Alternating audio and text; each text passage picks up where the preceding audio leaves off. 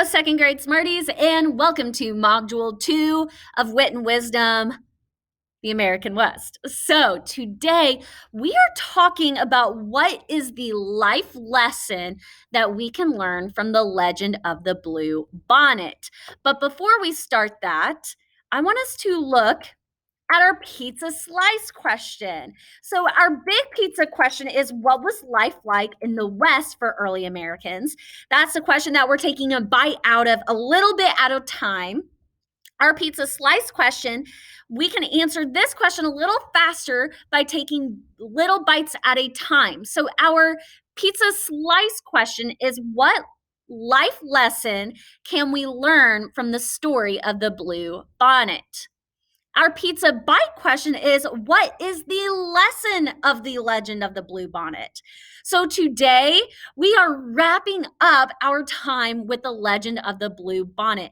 We are going to be answering our pizza slice question today. So we are trying to figure out, what is the life lesson of the legend of the Blue Bonnet?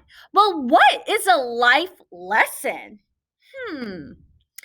A life lesson is a lesson that you have learned from a mistake you've made, or from a story that you have heard from your family members and something that they learned from making a mistake. Sometimes life lessons are just things that we learn to help us in life, or something that can stick in our hearts or our minds. So I want you to think, what is an example of a lesson that you have learned that has stuck in your heart and your brain? What is a lesson that you have learned that has stuck in your heart and your brain? Tell me in the puzzle.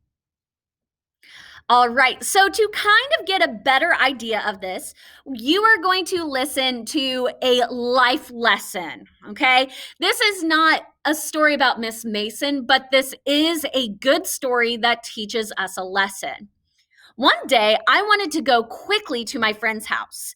There was a ball game on, and I was already late. So I jumped on my bike without putting on my helmet and raced down the street to his house. I didn't see the rock in the road. I hit the rock and went flying into the air. My bike went one way and I went the other way. I hurt my shoulder and hit my head. The first thing the doctor asked was, "Were you wearing a helmet?" The first thing the X-ray technician asked was, "Were you wearing a helmet?" But worst of all, the first thing my dad asked me when he got to the hospital was, "Were you wearing a helmet?" I sure learned my lesson that day.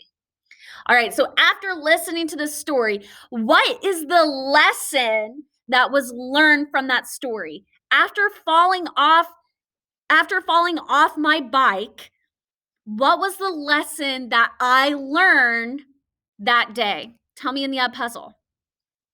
I learned that when I'm riding a bike, it's important to wear a helmet. The doctor asked, the X-ray technician asked, and my dad asked. It is so important to wear a helmet. That is a life lesson. I learned that lesson by making the mistake of not wearing it and getting hurt. So we learn life lessons all the time. Think about the fables that we learn about in first grade. We learn life lessons from that. Slow and steady wins the race. Always be prepared. We learned that from the ant and the grasshopper. The grasshopper was busy having fun and playing music, while the ant was preparing for the winter months. So we learn life lessons all the time, from stories, from things that we learn from our parents, from mistakes that we have made. So we talk all the time about lessons in stories. We use details from stories to help us figure out what is the lesson that we can keep in our heart and our mind. So today, we're trying to figure out, what is the lesson that we can learn from the legend of the Blue Bonnet? What lesson can we learn from the sacrifice of she who is alone? What is something that can stick in our hearts and our minds from this story? In our last lesson, I asked you to think about what do you think the Comanche people learn from She Who Is Alone? What did her tribe learn from her sacrifice? What did they learn from her? So, the lesson that the Comanche people learn also can be helpful to our lives too. So, because of She Who Is Alone's sacrifice, she was able to help her people. Listen to what happens on this page. This is after She Who Is Alone has made her sacrifice. It says, when the people came out of their teepees, they could scarcely believe their eyes. They gathered on the hill with She Who Is Alone to look at the miraculous sight.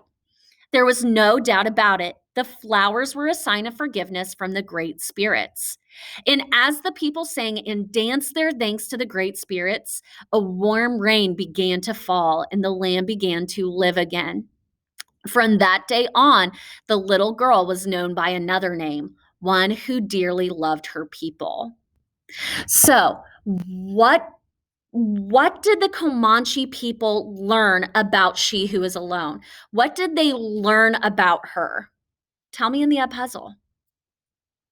The Comanche people learned that She Who Is Alone dearly loved her people. She loved her people enough to sacrifice her most valued possession. So, after listening to this book a few times, I want you to think, what is a lesson that you learn from the sacrifice that She Who Is Alone made for her people? What is something that you can keep in your heart, in your mind from this story? So, looking over here, I have a sentence starter for you to think about. A lesson I could learn from this story is blank. What is a lesson that you learned from the story? Tell me in the puzzle. So, a lesson that I learned from the story is that sacrifices are made to help people. When you make sacrifices, you are doing it from your heart. I also learned that a child can make sacrifices to help others. It's not just grown-ups that make sacrifices. Children can also make sacrifices, and their sacrifices can have a big impact. So, I want you to think about the lesson that you learned from this story. I want you to think about what made you think of that lesson. What details from the story gave you that idea for a lesson to keep in your heart and your mind? So, on this slide, I have a lesson that maybe you had too. So, a lesson that we can learn from this story is one child can make a difference in the world. So, that is a lesson that we can learn from this story. One child can make a difference in the world. Okay? And here are some details from the story that can support that. Some of them are details that support it better than others. Let's figure out which details support this lesson the best. One child can make a difference in the world. She Who Is Alone gave up her doll. The blue bonnets bloomed to show forgiveness. The rain came. The famine ended. The drought ended. They called her one who dearly loved her people. So one child can make a difference in the world. Who is the child that made the difference in her world? She Who Is Alone. How did she make that difference? What did she do? She gave up her doll. How did her sacrifice make a difference? What happened because she made that sacrifice? How did that help her people? How did that sacrifice help her people? Tell me in the puzzle. Okay, so because she gave up her doll, the great spirits forgave her people. Rains came, the famine ended, and the drought ended. Think about what would have happened if She Who Is Alone did not sacrifice her doll. What would have happened to the Comanche people? They could have starved. The land could have kept drying up, no rains could have come, and the great spirits could have been angry. So one child's sacrifice made a difference in the world. Okay, so let's look at another life lesson that we can learn, something that we can keep our hearts and our minds. Another life lesson we can learn is sometimes you have to make sacrifices to help others. I'm going to read that again. Sometimes you have to make sacrifices to help others. Okay, so here are some text evidence that supports this life lesson. She who is alone gave up her doll. When she gave up her doll, that was an example of a sacrifice. After she made that sacrifice, the blue bonnets bloomed to show forgiveness. Remember, the great spirits told the Comanche people that they had to give a sacrifice. And remember, in the story we learned about a warrior that did not want to give up his bow. We also learned about a woman who didn't want to give up her blanket. Were they willing to sacrifice? No. But who was willing to make that sacrifice? She who is alone. And so she sacrificed her warrior doll, her most valuable possession. Why did she sacrifice her most valuable possession? Because she dearly loved her people. So the Comanche people today, we can learn so many life lessons from this story.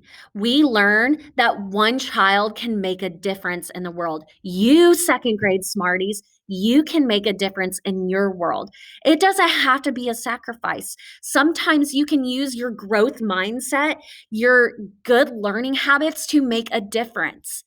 But sometimes sacrifices have to be made to help others. Sometimes we have to sacrifice things we really want to keep so we can help those that we love. So, as we wrap up our time with the Legend of the Blue Bonnet, we are going to have a writing activity. So, we are going to be answering the question, what is the lesson of the Legend of the Blue Bonnet and what key details support it? So, after looking at the charts that we just looked at, after looking at the lessons, sometimes you make sacrifices to help others. That is an example of a lesson. So, we are going to have an introduction sentence, our topic statement, which will be the lesson. We are going to need 2 detail sentences that support that lesson. So, for example, the Legend of the Blue Bonnet taught a life lesson. Sometimes you have to make sacrifices to help others. She who is alone gave up her doll. The blue bonnets bloomed and the rains came. The great spirits forgave her people. The Legend of the Blue Bonnet teaches us about sacrifice. That was an example of an informational paragraph. So tomorrow or today, depending on when you are watching this, you will find out you are going to be writing an informational paragraph. You are going to have 4 sentences that you are going to write for your informational paragraph. You are going to have an introduction. That is going to be your sentence about the background information. What is the lesson about? What story is about? It's about the Legend of the Blue Bonnet. So your introduction is going to introduce our story. Your topic statement is going to be the lesson that you learn from the story. Your details, you can have 1 to 2 sentences. What is a detail that supports your lesson? And your conclusion. Remember, your conclusion restates what your topic statement told the reader. So you will be doing a writing activity having those 4 elements: introduction, topic statement, details, and conclusion. We are going to be answering the question, what is the lesson of the Legend of the Blue Bonnet? All right, and as always, we wrap up our wit and wisdom lessons with a deep dive. So today we are going to be talking about the suffix ly. So where do we see suffixes in words? Do we see them at the beginning, middle, or end? Tell me in the puzzle. We see suffixes at the end of base words. So I'm going to read this sentence from page 14. It says, she took it and quietly crept out into the night. So if you notice, I circled a word and I also put a line under a word. I'm going to read that again, and I want you to think, what is the action word in this sentence? What is the verb in this sentence? She took it and quietly crept out into the night. So what was the action word in that sentence? What was the girl doing? Tell me in the puzzle. She crept. Crept means to walk. That was the action that she was doing. How did she walk? What word tells us how she crept? Quietly. Quietly describes how she crept. So remember, adjectives are words that describe nouns. Words that describe verbs are called adverbs. Say adverb for me. Adverbs are words that tell how an action is done. So when we see a base word that has that suffix ly, it almost always is an adverb. It is describing how an action is done. So if we see that ly at the end of the base word, it tells that something is done in a certain way. So look at this sentence down here. The girl crept in a quiet way. So she crept quietly. She quietly crept. She crept in a quiet way. So let's look at some examples that we can put here. She held her doll tightly to her heart. What action did she do? She held her doll tightly to her heart. What did she do? She held. How did she hold it? Did she just hold it loosely? She held it tightly. So she held the doll in a tight way. Okay, let's look at another example. It says horses let Plains Indians travel quickly. What action do Plains Indians do in this sentence? Horses let Plain Indians travel quickly. What is the action word in this sentence? Tell me in the puzzle. Travel. Travel is our verb. It is our action word. How did the Plain Indians travel? They traveled quickly. So they traveled in a quick way. Quickly describes how they traveled. Okay, our next sentence, it says the lark sang sweetly. What did the bird do? What did the lark do? The lark sang. And how did the lark sing? The lark sang. Tell me in the puzzle. The lark sang sweetly. So the lark sang in a sweet way. And our last one, the Plains Indians proudly keep alive their traditions. So the Plains Indians keep alive their traditions in a blank way. Let's look at that sentence again. Look for the word that has that suffix ly. How do the Plains Indians keep their traditions alive? Look at this sentence. In the puzzle, I want you to tell me, what is the adverb in the sentence? What word has that suffix ly?